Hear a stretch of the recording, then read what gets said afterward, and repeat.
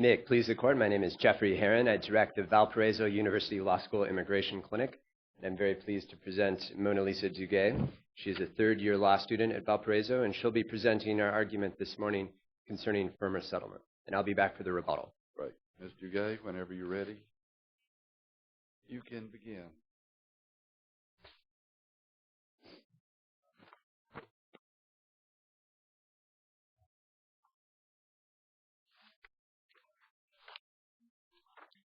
May it please the Court. This case is not about credibility.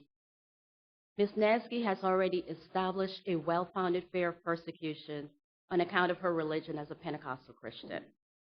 The principal issue before Your Honors this morning is whether Ms. Naizghi, while in Italy, was firmly resettled. In addressing that question, Your Honors, I will focus my argument on three main points. First, that the Board erred in finding that the government met its burden to present prima facie evidence of firm resettlement, because Ms. Naizghi, all she ever had while in Italy was a 2-year temporary and contingent work permit. Second, the Board erred in not even considering whether Ms. Naizghi had rebutted the government's supposed evidence, because with her temporary work permit, had she stopped working, Your Honors, she would be deported. And third, the Board failed in applying its own 4-part test analysis that it took the time to craft in addressing the issue of firm resettlement, in that it never even reached the third and the fourth prong of that 4-part test. RJ, would you tell us people to move away from the door? We want to hear what you say, and they're distracting, so I'm sorry to interrupt you. Thank you, Your Honor. Go ahead. Continue. Go ahead. In the matter of AGG, which the government has already conceded is the appropriate test in this particular matter, Your Honors, the Board took its time and carved out a 4-part test to address the issue of firm resettlement. And the reason they did that is because there were various results in addressing the issue of firm resettlement throughout the circuits. So to provide us with a uniform approach, they took the time, carved out a 4-part test, and in the first prong, the Board says it's the government's burden to present prima facie evidence to show that there was a firm offer of permanent resident status, citizenship, or some other form of permanent resettlement. At the second prong, the applicant has an opportunity to rebut that evidence to show that no such offer was made, or that the individual circumstances precluded them from taking advantage of such an offer if that offer was so made. At the third prong, there is a totality of circumstances test, which is pretty much like the one that was fronted up in Mussey that this Court decided, Your Honor, back in '99. And at the fourth prong, there are 2 regulatory exemptions that if the Court was so inclined to accept the government's argument that there was a firm resettlement that had taken place after examining the first, second, and third prong, even at the fourth prong, the applicant still have an opportunity to rebut that to show that one of the 2 regulatory exemptions apply. The first one is whether or not the applicant, in entering the third country, remains so long as to make necessary arrangements for onward travel to the United States, which is specifically what transpired in this case. The second prong says that if the government of the third country substantially and consciously restricted the individual's ability to firmly resettle, and if that prong applies, then she has not been firmly resettled, which also applies in this case. Okay. You knew you were going to get interrupted.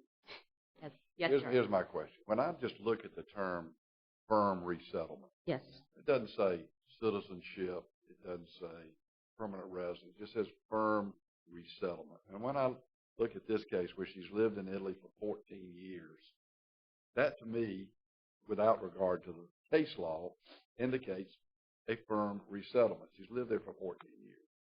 So it makes me wonder when Congress uses the term firm resettlement, they mean something short of citizenship. They mean something short of seeking permanent citizenship.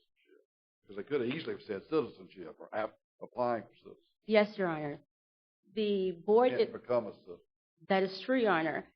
Congress did not say that specifically, which is why they vest the board with the authority to be able to interpret the statute which governs them. And the board, in interpreting the firm resettlement statute, says in their regulation, firm resettlement is defined as an offer of permanent resident status, citizenship, or some other form of permanent resettlement. So that language came from the board itself. And so, which is why we're here, Your Honor. Had the board followed its four-part analysis in the matter of AGG, where they parsed out the language of the regulation. So wasn't that language, that regulation, in existence before firm resettlement was used by Congress in this context? Pardon? Wasn't that regulation in effect previously before Congress used the term firm resettlement in this context? In other words, weren't those regulations drafted with another situation in mind? Well, that is true, Your Honor, but the practice has been, both at the court level and at the board level, to interpret that particular statute that you're talking about, Your Honor, as an opportunity for the government to show that there was, in fact, evidence, direct or indirect evidence, to establish firm resettlement. And the board has said in the matter of AGG, Your Honors, that when utilizing indirect evidence, it must be of sufficient level of clarity and force to show that the applicant was in fact able to permanently reside. What the government has presented as indirect evidence, Your Honor, are three things. They offered this temporary work permit, which everyone has already agreed was a temporary work permit. They offered this naturalization provision, Your Honor, for citizenship, and then they offer her stay there. Well, in addressing the first point, temporary work permit, Your Honor, no matter how many times you add temporary plus temporary plus temporary, I'm no math whiz, but I'm sure it equals to temporary. It doesn't ripen into permanent status, Your Honors, by mere fact that she was there for a substantial amount of time. This is not property law, where we're dealing with adverse possession claim, where after a statutory period. After she was there for, going to the second factor, after she was there for 10 years, and she was there 10 years plus 4, there was the legal mechanism in place. You're correct, Your Honors. There is a naturalization provision that the government talks about. It is an illusion at best, Your Honors. The naturalization provision in and of itself does not tantamount to an offer of permanent status. Why?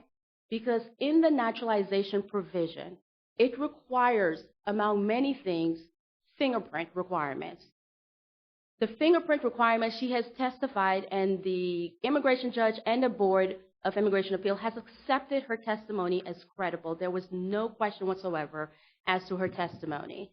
She testified that she, and even at the credible fair interview, she said there as well, it would have necessitated a return trip back to Eritrea. Well, we already know that she has established a well-founded fear of persecution if she returned to Eritrea, which did in fact happen when she did return to Eritrea. Did she apply for the citizenship after the 10 years, and was she denied? Correct, Your Honor. She applied for asylum first. She was denied, as are 98% of Eritreans in Italy. She applied for naturalization provision. She applied for a passport, and then she applied for citizenship. She was denied. So she tried to firmly resettle. What was the basis for the denial after the 10 years? She would have needed to go back to Eritrea, Your Honors, to be fingerprinted. And but is that what are there in the record? Is there some documentation of the denial and that was the reason? Yes, Your Honors. In the record, she testified that this is what transpired, and the is that the only thing in the record? There's not like the denial documentation. There's not a denial documentation, Your Honor. And where are the records? Pardon? Where are the records? The records for what are you talking about? You said it's based on her testimony. Where are the records about these applications and denials? Well, in Italy? She does not have a tangible record, if that's what you're asking, Your Honor. She does not have tangible records. And it was the government burden to show that there was an offer. All they provide is this naturalization provision. That does not carry with it sufficient level of clarity and force. 98% of Eritreans were denied. Is that in this record? That is in the record, Your Honor. That's in the country conditions. That's also in the country condition report from our State Department? Correct, Your Honor, and that is part of the record, and the government did accept those as credible evidence. We also have in there affidavit from a professor who also talked about the country conditions in Eritrea, and that's all part of the record, Your Honor.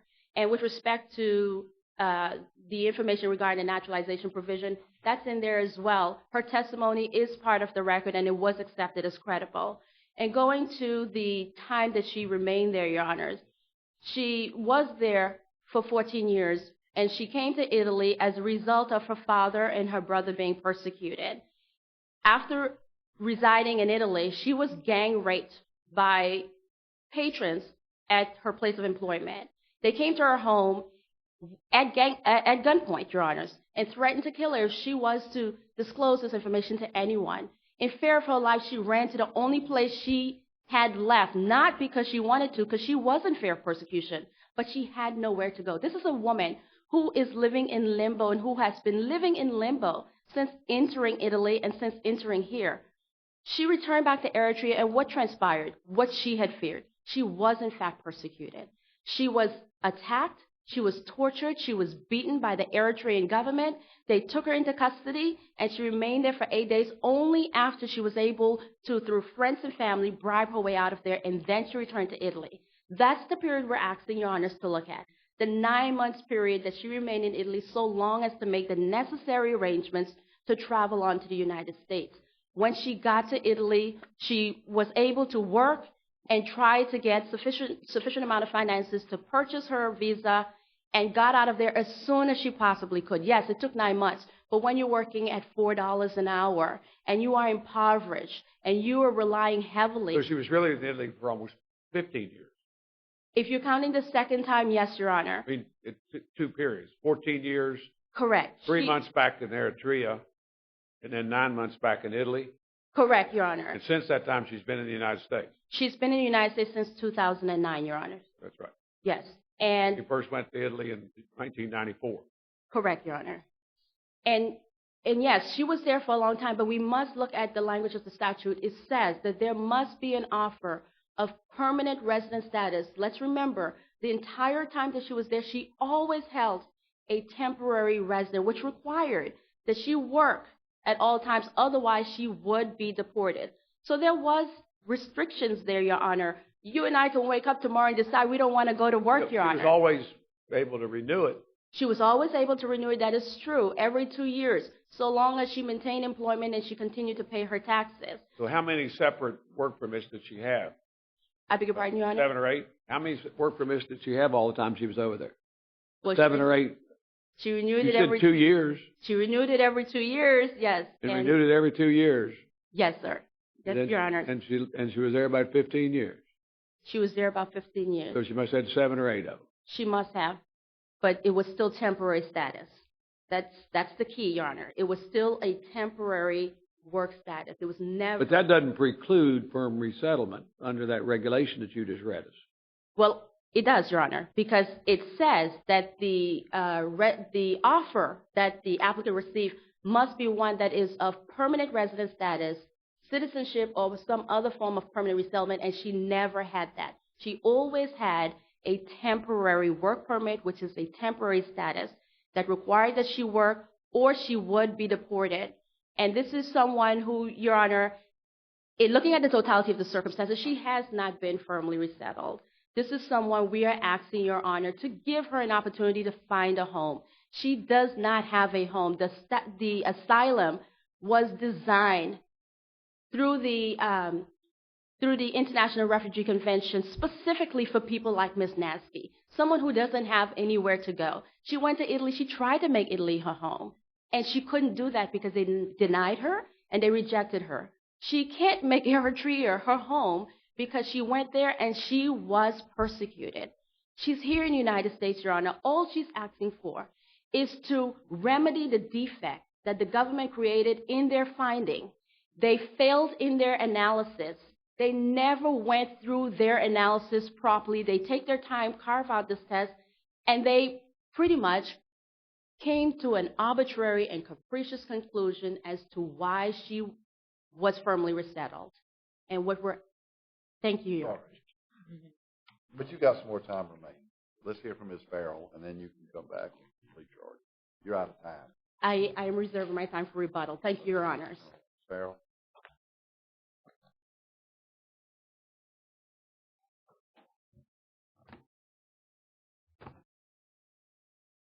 Good morning, Your Honors, and may it please the Court. Corey Farrell on behalf of the Attorney General.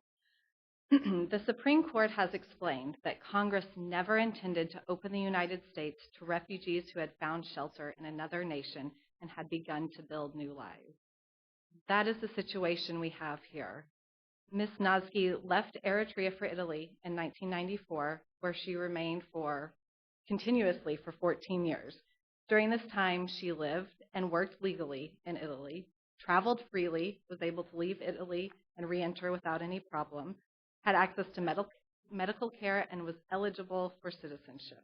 After considering these and other factors, the agency properly determined that Ms. Naizghi... Well, she wasn't eligible until she went back home and got started the process there.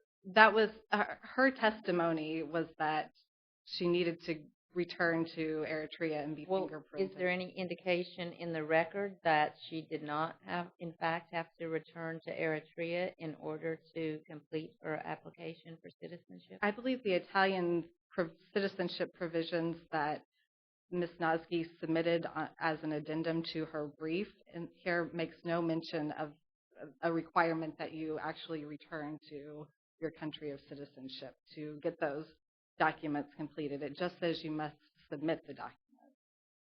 So we only have her testimony that she was actually required to return to Eritrea. Do we know what the Italian law is?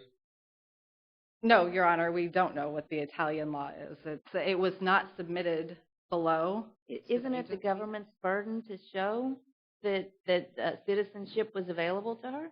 And the respondent's position is that the government met its burden, its prima facie burden of establishing firm resettlement. Here, there was no direct evidence because, as was mentioned, there are no documents in the record. Ms. Naizghi testified that after she entered the United States, all of her documents were stolen. So here, the agency looked at indirect evidence of firm resettlement, and it considered many factors, including her 14-year residency, which this court in Musi said a duration of residence can be sufficient to satisfy the government's prima facie showing of firm resettlement. But the agency did not just consider her lengthy residence. It also considered her work permit. Her temporary work permit. That was renewed every year. But is it a fact that the work permit was conditioned on continued employment? That was her testimony, yes. But no, is that the fact? I understand that was her testimony, but what does the government say about that? Well, as the board stated, the immigration judge rejected her contention that her status was only temporary.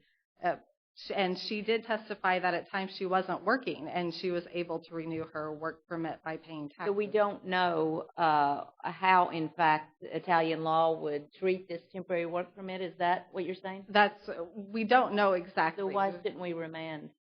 Well, Your Honor, if you determine that the board needs to further consider Italian law and gather more information, then yes, I believe you should remand. This court is not the proper place to consider Italian law in the first instance, and this was not submitted. The board or the IJ should consider it first? That's correct, and it would be the immigration judge. How do you all establish it? Well, the Third Circuit in Abdel kind of talked about this problem, and they remanded that case for consideration of South African law. And they said that you could submit expert testimony, and I know that the Library of Congress has reports on different law, but the agency never was never presented with portions of Italian law here. And the respondent's position is that the government... I remember we had one here a couple of years ago where they came up here, they had competing experts on the foreign law. Right. Two sides. And that's why it would need to be remanded. So that's what's done sometimes? That is, I have seen that done before, Your Honor. And that would go back to the immigration judge because those would be factual issues that the immigration judge would have to analyze. Or you all could agree on what the law is in the foreign jurisdiction. If you agreed right here, we could consider it then? No, Your Honor, because Still have to go back. it would still have to go back, unfortunately. But the respondent's position now is that the government met its prima facie burden of proof by considering numerous factors: her eligibility for citizenship, her work permit, her lengthy residence, ability to change employers. Some work permits are tied to specific employers, but she was able to change employers, obtain housing, medical care, travel freely. She re-entered Italy without any problem. But even though she was able to change employers, the work permit was still tied to employment. That's correct, although she did testify that she was able to renew it at times when she was not working. Well, let me ask you this. When she seeks asylum here in this country, she's lived in Italy for a long time. She says, I couldn't get a permanent citizenship there because I had to go back home to be fingerprinted. But then eventually she does go back home after allegedly being gang raped, and she does not apply then for become an Italian citizen. Now, doesn't that show that she has no intention of becoming a resident or becoming firmly resettled in Italy after what's happened to her? That she wants to get, she doesn't want to, can't live at home. She doesn't want to become firmly established in Italy given what's happened to her. And she's had the opportunity to get the citizenship because she's been back home. She could have gone to the embassy and applied. Doesn't that show that she's not firmly established or resettled? It shows that she would rather come to the United States, Your Honor. Well, it shows she doesn't want to live in Italy. Right, and several cases have talked about that the firm resettlement bar prevents country shopping, as you will. They use that term. Well, I don't call being gang raped a grounds for choosing which country. No, Your Honor, but she did not apply for asylum from Italy when she came here. She's been raped, gang raped. No, when she came here, she did not apply for asylum from Italy, and she never. She doesn't want to because she's been at home, and that was the only thing apparently keeping her, according to the government's view, from applying for citizenship. Returning to Eritrea. And the board, in matter of AGG, specifically addresses this. It states that if there's a legal mechanism to obtain permanent residence, the petitioner must take advantage of that to show that the firm resettlement bar doesn't apply. And then, so that's what the government showed here, that she was eligible. She testified herself that she was eligible. And then she can rebut that showing by showing she would not have been eligible or granted citizenship. And she did not present any Italian law or cases showing that she would not have been granted if she had completed all the documents. So under the board's statements in matter of AGG, the government met its prima facie case, and then the burden shifted to Ms. Naizghi to rebut that evidence. And then, in addition, there are the exceptions to the firm resettlement bar, and our position is that she did not show that either of those exceptions applied. If there are no further questions, the government will rest. Okay, thank you, Ms. Thank Farrell. you, Your Honor. All right, Mr. Heron.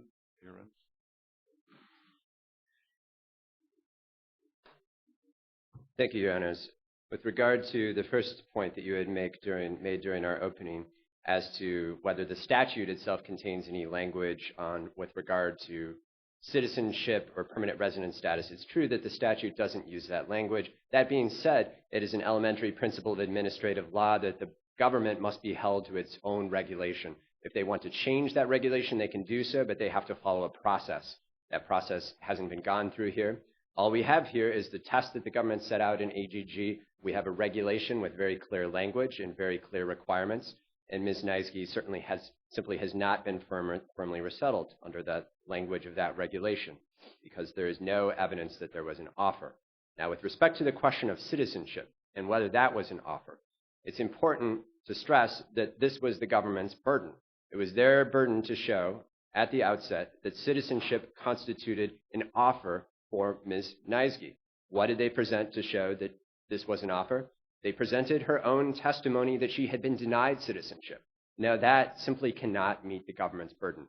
They could have come in with, as you said, their own experts on Italian law. They could have, at the very least, at the minimum, submitted the Italian naturalization provision, some case law, some Italian regulations. They didn't do any of those things. All they did was rely on Ms. Naizghi's own testimony.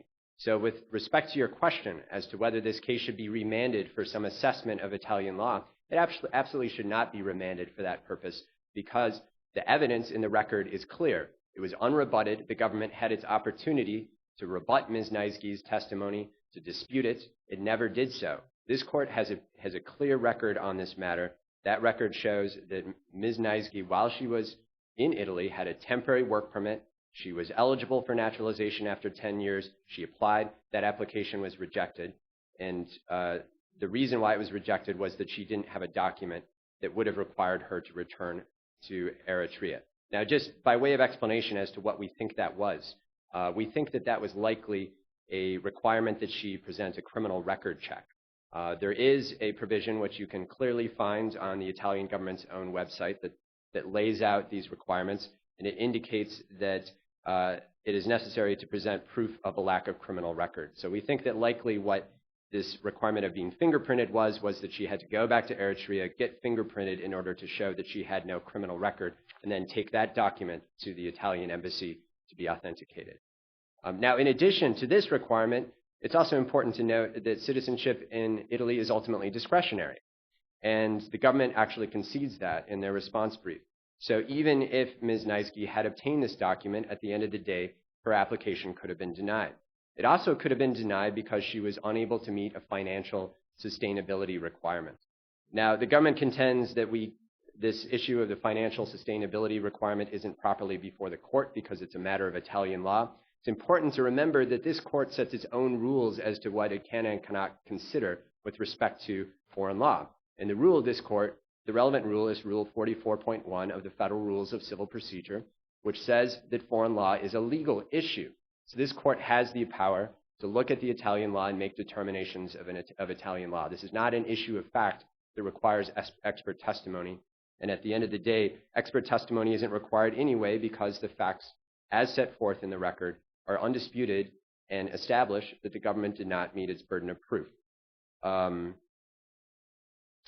One final point, counsel suggested that Ms. Naizghi was essentially foreign shopping, that she did not apply for asylum from Italy while she was in the United States. Again, that would have been improper under immigration law because you can't apply for asylum from a country from which you're not a national. Ms. Naizghi is a national of Eritrea and a citizen of Eritrea, not, again, a citizen or national of Italy, which is why she wasn't firmly resettled and why her asylum application in this country from Eritrea was proper and should have properly been granted.